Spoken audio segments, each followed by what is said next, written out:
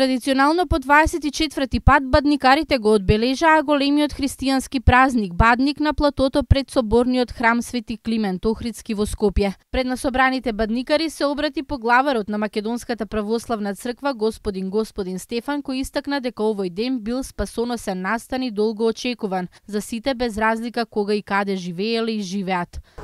Мисловно да се пренесеме во Витлеем и да се поклониме пред новородениот богомладенец, онака како што направија витлеемските пастири и мудреците од Исток, да се пренесеме со мислите во Витлеем до пастирската пештера и до јаслите во кои лежеше роденото Богодете, та и ние да му принесеме подароци како некогаш првите посетители.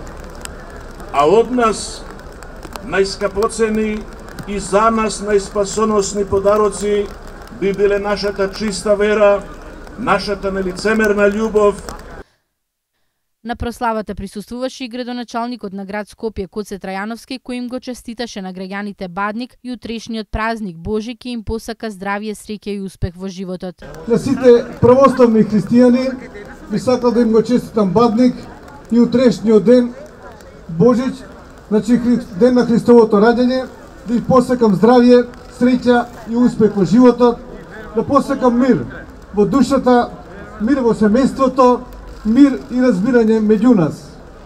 Да не биде беричет на 2016 година со многу добри дела, со многу радост да не исполни, како што не исполни 2015 година.